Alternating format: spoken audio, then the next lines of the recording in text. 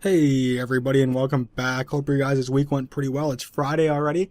Or I'll just jump right into the news. So it looks like there was a leak about E3 2016 that there's going to have Dead Rising 4 exclusive to Microsoft, which that means Dead Rising will most likely be on Windows PC, Windows 10, and Xbox One when it's announced, or launched I should say.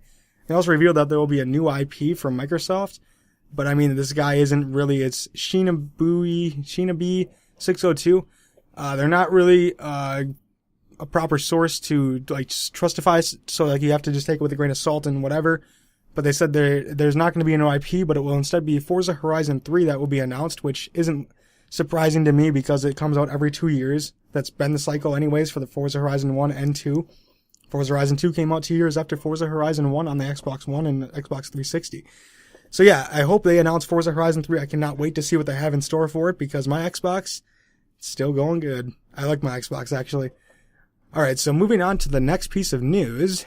Looks like EA Sports is actually kind of listening to fans, and they're upgrading the commentary crew on Madden 17. Now, they got rid of Jim Nantz and Phil Simms, who have been, like, in the game since 2013. I believe it was Madden 13 was the first year. It'll be a new duo of Brandon Gaudin and Chris Davis. Or Charles Davis, not Chris Davis.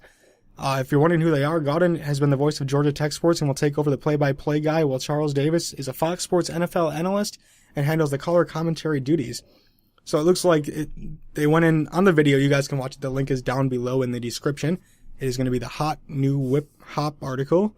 They said this means that if a player or a team has a monster week, you'll hear about it shortly after the game. Brennan and Charles will be in the studio with us throughout the course of the season, recording the latest content to help you bridge the gap between what you see on Sunday and what you hear when you boot up the game. Now, this concerns me, okay?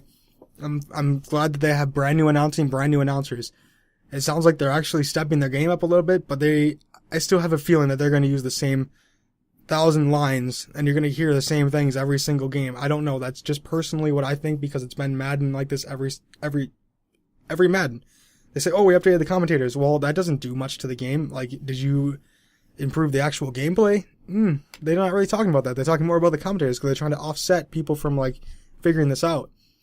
Anyways, like, it's only an exhibition and online, so you won't be seeing these announcement updates weekly or whatever it is, daily. I don't even know really. They didn't really specify. But it's going to be, like, every week, I believe. I'm just going to go off of that you'll hear new updates and announcements on that.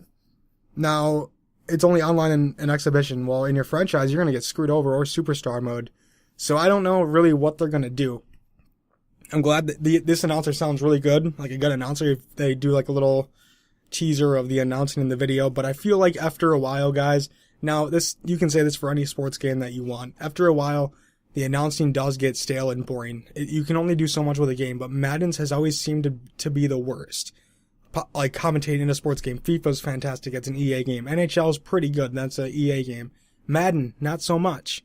So I don't know. It's like that Tiburon doesn't care about their Madden series at all. Like, that's just what the vibe I'm getting. I don't know if you guys feel the same way about it as me. It's great that they're updating the commentators. Not so great that they're kind of offsetting. They're trying to give you like a different like perspective. Like, oh, look over here while we do this, but we didn't improve anything over here. I don't know. I'll have to see the game in motion. I don't think they'll be at E3 because they're doing their own thing this year. But it should be pretty cool that they're upgrading the commentary in Madden, I would think. I don't know. These announcers sounded really good in the gameplay, but obviously they're going to show you the best things that they have to offer right away in the trailer, just to want to get you hooked and hyped for the game. I can kind of see around it. Like, I was like, oh, cool, they're actually listening to people, or the fans. Well, I don't know. We'll have to see more when this comes closer to release date and more gameplay on Madden.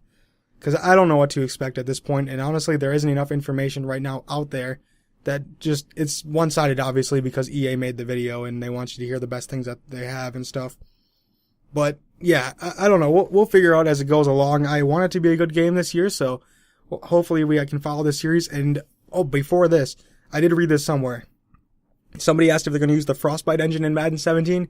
No, they're going to be using the Ignite engine, which I was stunned because they're using the Frostbite engine in Roy McIlroy PGA Tour, or maybe it was Tiger Woods. Nope, it was Roy McIlroy Tour. And then they're using it in FIFA now, as well as Battlefield. Like, that's not a sports game, but it's an EA game. Why wouldn't they use it in Madden? That doesn't make any sense. Because you can tell from the screenshots, this is not the Frostbite engine. That's still the freaking shitty Ignite engine that nobody likes. I want to see how good Frostbite does for FIFA. I really want to see that progress into be something bigger and better for the series. And I don't know why they didn't use it in Madden, but anyways, we'll figure out more as this game goes along, and hopefully they release more gameplay on it and see what else they have to offer. I really, like I said, I want it to be a good game, and I'm going to give it to you guys straight. As when I see it, I can call it their BS, and then I can say, hey, they really didn't improve the commentary. It looks like yeah, they got new announcers and thousands of lines, but doesn't really do much for you, you know?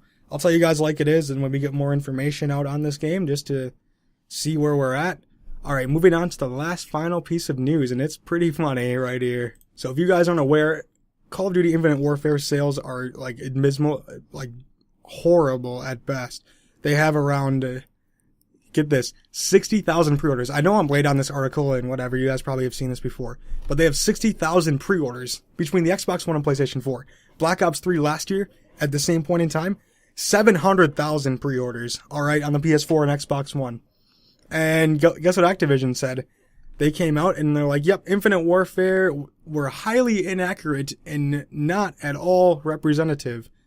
Okay. Yeah, I think they're doing a little bit of damage control here. Even if it is, quote unquote, highly inaccurate. Guess what? Even if it's 100,000, even if it's 200,000 pre-orders, that's nowhere near where it should be by this point in time. I don't think. It just tells you that, it surprises me because people are actually speaking with their wallets, okay? They're not buying the game, they're not pre-ordering the game because nobody wanted this game. Now, if you don't want a game, don't pre-order it, and they'll start freaking out Activision like they're doing now. They've done so much damage control already with the 3 million or 2, I think it was only like 1.5 million dislikes on the video only. Yeah, there's like about 1 million dislikes or so on the video on YouTube. They're like, we're glad everybody has their own opinion. We're glad the gaming community is vocal. All right, now you come out and say now these are highly inaccurate. Are you trying to just do damage control nonstop, Activision? I really don't understand why they do this. Like, I know why, because they still want people to buy the game. They're trying to hold on to that last little bit of Call of Duty they can get out of this. They've milked that cow dry, guys, and it's getting sickening. I'm glad that people are like transitioning maybe either to Battlefield or different genres of games, because Call of Duty has been just the same thing basically. Like, people say, oh, if you actually played it, it wouldn't feel like the same game because you don't even play it. Yeah, I've played it enough. I've seen enough gameplay. I've heard people talk about it that own the game. My friends even have it. So it's not like I'm being biased. I'm just telling you guys the truth. I don't know, guys. It's funny to see this happen because it's hilarious to see Activision just like on their toes, like, oh no, we are failing in pre-orders, and how do we tell investors that this game's going to sell well? Maybe they're hoping that once the game finally releases, people will say, oh, this game isn't that bad, and they'll go out and buy it. I don't know. I don't know what to think at this point. But I think it's hilarious because I'm glad people are talking with their wallets and not pre-ordering the game or buying the game in general. Like, pre-ordering, obviously, you can't really buy it right now, but you will be able to when it comes out. Oh, it makes me happy. I hope the gaming world is in for a change. A game people don't want, then don't pre-order it. Don't buy it. All right? That's as simple as that. But that is all I want to talk about in this video, guys. Make sure to like, comment, favorite, and subscribe, and follow me on Twitch, Twitter, and Facebook. I will talk to you guys again tomorrow. Have a good one.